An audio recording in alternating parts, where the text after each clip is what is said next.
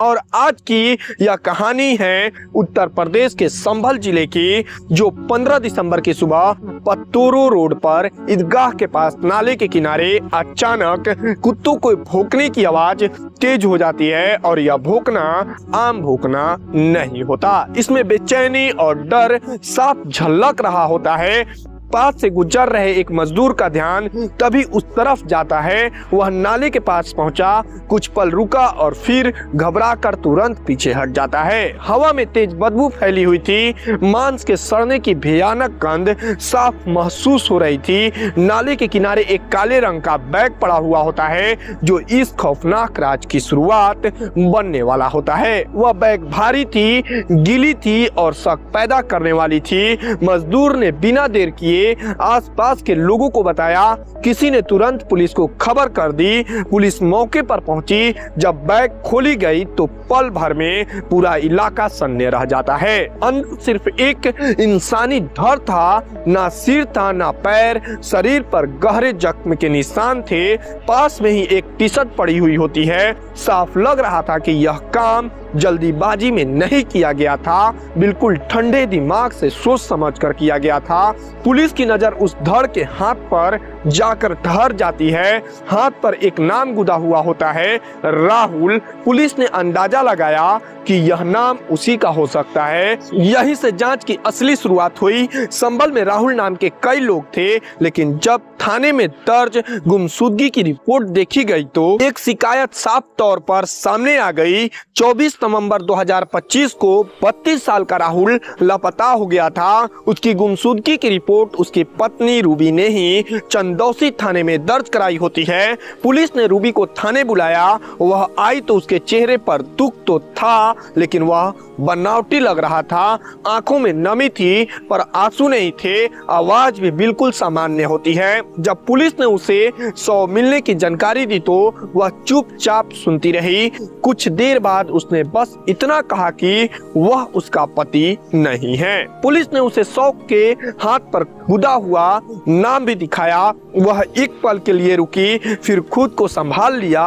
उसने कहा कि ऐसा नाम बहुत लोगों के हाथों पर लिखा होता है। बात तर्क की लग रही होती है, लेकिन उसके शब्दों के पीछे जो खालीपन होता है वह पुलिस को खटक रही थी। ऐसे में अब पुलिस का शक रूबी पर ही गहराने लगता है। अब पुलिस उससे पूछताछ करने के साथ साथ जैसे ही उसके मोबाइल फोन की जांच करती है, असलियत सामने आ जाती है। सच यह है कि रूबी का पति राहुल ही था, जिसकी लाश टुकड़े में मिली होती है।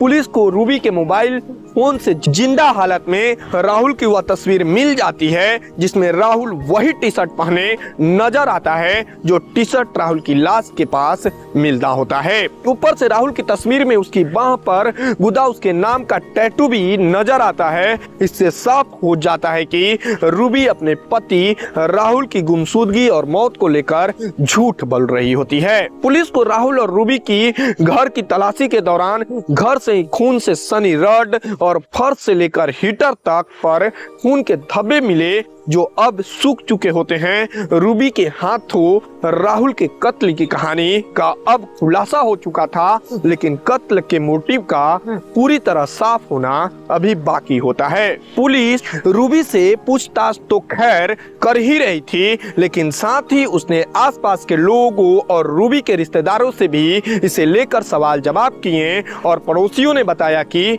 पति पत्नी के बीच आए दिन झगड़े होते थे, तनाव बढ़ता जा रहा था। राहुल अक्सर परेशान और बेचैन नजर आता था। इसी बीच एक नाम बार बार सामने आने लगता है, गौरव। पुलिस ने गौरव को हिरासत में लिया। सख्ती हुई तो वह टूट गया और सारी बात उगलने लगता है। शुरू में रूबी और गौरव के बीच बस दोस्ती होती है। दोनों अक्सर बात करते थे और एक दूसरे की मदद भी किया करते थे। धीरे धीरे उनकी नजदीकियां बढ़ने लगती हैं और कब यह दोस्ती एक रिश्ते में बदल गई किसी को पता तक नहीं चलता। लेकिन यही रिश्ता बाद में राहुल की जिंदगी में सबसे बड़ी परेशानी बन गया। रूबी और गौरव चुपचाप मिलते रहे। राहुल को कुछ समय बाद शक होने लगता है कि कुछ ठीक नहीं चल रहा है। उसने सवाल पूछने शुरू किए, लेकिन वही सवाल उनके रिश्ते में तनाव की वजह बन जाता है। बात बात पर झगड़े होने लगते हैं। इन्हीं हालात के बीच उस रात कुछ ऐसा हुआ जिसकी किसी ने कल्पना भी नहीं की होती है। मामला बिगड़ गया और पुलिस तक पहुंच जाता है। आखिरकार गौरव ने पुलिस को पूरी बात बता दी। सच सामने आते ही पुलिस ने रूबी और गौरव दोनों को पकड़ लिया। पूछताछ में जो कहानी सामने आई वह कुछ इस तरह होती है। राहुल मूल रूप से थाना रजपुरा के गांव गवा का रहने वाला होता है, जहां वह राजमिस्त्री का काम करता था। राहुल एक साधारण घर का ही लड़का होता है। जब उसकी शादी की उम्र हुई तो घर वालों ने लड़की देखनी शुरू की। इसी बीच रूबी का रिश्ता आया, जिसे आम तौर पर होता है। सब ठीक ठाक हुआ और शादी के बाद रूबी राहुल की पत्नी बनकर घर आ गई। नया घर संसार शुरू हो गया। इस शादी से उनके 2 बच्चे हुए। 9 साल की बेटी दिव्या और 12 साल का बेटा कृष्णा। शादी के बाद वह चंदौसी में आकर बस गया। रूबी सबके बीच अलग दिखने वाली होती है। उसके सलीके से रहना और बेफिक्र अंदाज राहुल को बहुत पसंद आ रहा होता है। इतनी सुंदर और खुलकर जीने वाली पत्नी पाकर वह बहुत खुश भी होता है। इसीलिए वह उसे खुश रखने के लिए खूब मेहनत करता। काम के सिलसिले राहुल को अक्सर बाहर जाना पड़ता था। वही रूबी को लगने लगा था कि राहुल अब पहले जैसा नहीं रहा। उसके साथ रहते हुए भी उसे वह खुशी नहीं मिल पा रही थी जिसकी उसे चाह होती है। इसी वजह से वह अंदर ही अंदर बेचैन रहने लगता है। उसके मन में तरह तरह के ख्याल आने लगते हैं। जो बातों में पहले रोक टोक और हिचकिचाहट रहती थी वह अब धीरे धीरे खत्म होती जा रही थी। उसकी नजरें भी अब इधर उधर भटकने लगती है। उसी गली में गौरव रहता था। वह कोई खास काम धंधा भी नहीं करता था। दिन भर गली के कोने पर खड़ा रहना, आवारागर्दी करना, आने जाने वाली औरतों और लड़कियों को घूरना, यही उसका काम होता है। उसकी नजर रूबी पर भी पड़ चुकी होती है। आते जाते वह उसे देखने लगता है। उसकी आंखों में भरी गंदी नियत रूबी भी समझ चुकी होती है। कोई औरत होती तो उसे डांट देती, लेकिन वह चुप रही। उसकी तरफ देखकर मुस्कुराने लगती है। रूबी से हौसला मिलने पर गौरव की हिम्मत और बढ़ती चली जाती है। अब वह उससे बात करने लगता है। बात धीरे धीरे गपशप तक पहुंच जाती है। राहुल जब घर पर नहीं होता तब गौरव आने लगता है। दोनों बैठकर बातें करने लगते हैं। बातों बातों में उनकी गप्पे रंग जमाने लगी और धीरे धीरे हल्की फुल्की छेड़छाड़ तक पहुंच गई। उसे इस पर कोई एतराज नहीं था। धीरे धीरे उनका रिश्ता बेडरूम तक पहुंच जाता है। राहुल काम के सिलसिले में अक्सर बाहर चला जाता था। जब वह प्रदेश जाता तो 2-3 रातों तक घर नहीं लौटता। उन रातों में रूबी उसके लौटने की इंतजार करती रहती थी। आखिरकार उसे वही मौका मिल गया जिसकी वह भीतर ही भीतर चाह कर रही होती है। एक रात पति के साथ समय बिताने के बाद अगले ही दिन राहुल फिर काम के लिए बाहर चला गया। उसके जाते ही रूबी के मन में अजीब सी खुशी और बेचैनी साथ साथ उमड़ने लगती है। सुबह राहुल के निकलते ही उसने गौरव को खबर भिजवा दी। उसने साफ साफ समझा दिया कि रात में ही आए और किसी को नजर में ना पड़े। अब दोनों को रात होने का बेसब्री से इंतजार होने लगता है। रूबी ने घर का सारा काम निपटा कर सब कुछ पहले से कर लिया होता है। उधर गौरव भी बेचैन हो उठता है। चारों तरफ खामोशी छाई हुई होती है। उसी खामोशी के बीच वह दबे पांव वह रूबी के घर गौरव पहुंच जाता है। जैसे ही वह दरवाजे तक पहुंचा रूबी ने उसे अंदर ले लिया। इसके बाद जो हुआ वह दोनों की छिपी हुई चाहतों और वासना का नतीजा होता है। लंबे समय से मन में दबा खेल अब शुरू हो चुका होता है। अब जैसे तय हो गया था कि जिस रात राहुल घर पर नहीं होगा उस रात रूबी गौरव के साथ रहेगी। यह सिलसिला धीरे धीरे आम बात बन जाती है। राहुल को इसकी भनक नहीं थी, लेकिन गांव के कुछ लोगों को शक हो चुका होता है।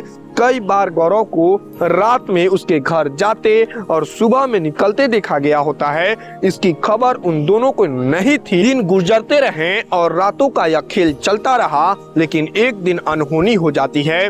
काम के लिए बाहर गया राहुल अचानक आधी रात को ही लौट आता है। उसने घर का दरवाजा खटखटाया अंदर मौजूद रूबी और गौरव घबरा जाते हैं। उन्हें समझ ही नहीं आया कि राहुल इतनी रात को कैसे आ गया। किसी तरह दरवाजा खोला गया। राहुल अंदर आया तो रूबी की हालत देखकर वह सन्न रह जाता है। तब अंदर के कमरे से गौरव भी बाहर आ गया। उसी पल राहुल को सब समझ में आ गया। अपनी पत्नी को गौरव के साथ देखकर राहुल आग बबूला हो गया। उसने रूबी को बुरी तरह पीटा और बाजार में उसका जुलूस निकालने की धमकी दी। बस इसी से रूबी चिढ़ गई। कुछ कहने का मौका मिलने से पहले ही गौरव ने हाथ में पकड़े लकड़ी के डंडे से राहुल के सिर पर जोरदार वार कर दिया। एक ही चोट में राहुल गिर पड़ता है और उसकी आवाज हमेशा के लिए थम सी जाती है। हैरानी की बात यह थी कि जहां दुख होना चाहिए था वहां रूबी को महसूस हुई। उसे लगने लगा था कि अब उसके छिपे रिश्ते का राज किसी को पता नहीं चलेगा और वह बेखौफ होकर गौरव के साथ रह सकेगी। लेकिन इसके बाद सबसे बड़ी परेशानी खड़ी हो गई लाश को ठिकाने लगाने की। कत्ल का सच बाहर न आए, इसी डर में दोनों ने बहुत ही बेरहम फैसला लिया। राहुल के शव को उठाकर बाथरूम में ले जाकर रख दिए होते हैं। उसके बाद दोनों ने आगे की योजना बनाई। अगले दिन गौरव एक बड़ी आरी और बोरे लेकर आता है। उसी रात दोनों ने मिलकर राहुल के 100 के टुकड़े किए। एक बोरे में धड़, दूसरे में सिर और हाथ और तीसरे में पैर भर दिए होते हैं। फिर एक एक करके अलग अलग रातों में उन टुकड़ों को ठिकाने लगाया जाता है। जब उन्हें यकीन हो गया कि अब कोई सबूत नहीं बचा है तब रूबी थाने पहुंची और पति के लापता होने की रिपोर्ट दर्ज करा देती है। दोनों को लगने लगता है कि अब सब ठीक और उनके रास्ते में कोई रुकावट नहीं है। लेकिन ऐसा कभी ज्यादा दिन नहीं चलता। लेकिन इत्तेफाक देखिए कि टुकड़े में बटी उसी राहुल की लाश ने न सिर्फ उसकी पहचान सामने ला दी बल्कि उन्हीं टुकड़ों ने रूबी की सच्चाई भी उजागर कर दी होती है। पुलिस ने रूबी और गौरव की निशानदेही पर कत्ल और सबूत मिटाने में इस्तेमाल की गई कट्टर मशीन, हथौड़ा, मोबाइल फोन और लोहे की रड बरामद कर ली होती है। पुलिस को अब तक राहुल के धड़ का हिस्सा और एक हाथ पैर मिल चुका है, लेकिन उसके सिर और बाकी हाथ पांव अभी भी गायब हैं। पुलिस को शक है कि कातिलों ने शव के बाकी हिस्सों को बुलंदशहर के रास्ते गंगा नदी में फेंक दिया होगा, जो बहकर काफी दूर चले गया होगा। पुलिस का कहना है कि राहुल का कत्ल करने के बाद रूबी और गौरव ने उसकी लाश को ठिकाने लगाने के लिए पूरी प्लानिंग की थी। उन्होंने बाजार से बैग खरीदे, लाश के टुकड़े किए और ऐसे रास्तों का इस्तेमाल किया जहां सीसीटीवी कैमरे नहीं लगे थे। यही वजह रही कि शुरुआत में पुलिस को इस केस में कोई ठोस सुराग नहीं मिल पाता है। आरोपियों ने मृतक के कुछ कपड़ों को भी जला दिया होता है, लेकिन तमाम कोशिशों के बावजूद राहुल के हाथ पर बना टैटू और अधजले कपड़े को टुकड़े उनकी साजिश को छुपा नहीं सके। इन सबूतों ने आखिर का इस्तेमाल किया जहां सीसीटीवी कैमरे नहीं लगे होते हैं। यही वजह रही कि शुरुआत में पुलिस को इस केस में कोई ठोस सुराग नहीं मिल पाता। आरोपियों ने मृतक के कुछ कपड़ों को भी जला दिया होता है, लेकिन तमाम कोशिशों के बावजूद राहुल के हाथ पर बना टैटू और अधजले कपड़ों के टुकड़े उनकी साजिशों को छुपा नहीं सका। इन सबूतों ने आखिरकार कातिलों की पोल खोल कर रख दी होती है। जहां कभी 4 लोगों का परिवार रहता था, आज वही मकान पूरी तरह सुनसान पड़ा है और उसके दरवाजों पर ताला लटका हुआ है। पिता की हत्या और मां के जेल जाने के बाद दोनों बच्चे अनाथ हो गए। रिश्तेदार उन्हें अपने साथ ले गए। बच्चों के जाने के बाद पूरे इलाके में गम और सन्नाटा पसरा हुआ है। पुलिस की पूछताछ में रूबी और उसके प्रेमी ने बताया कि वो इस मकान को बेचकर कहीं दूर चले जाने की तैयारी में थे। हालांकि वे कुछ समय तक इंतजार करना चाहते थे, लेकिन इससे पहले ही पुलिस की कार्रवाई ने उनकी साजिश पर पानी फेर दिया होता है। फिलहाल दोनों आरोपी जेल में बंद हैं और पूरा मामला अब अदालत में चल रहा है।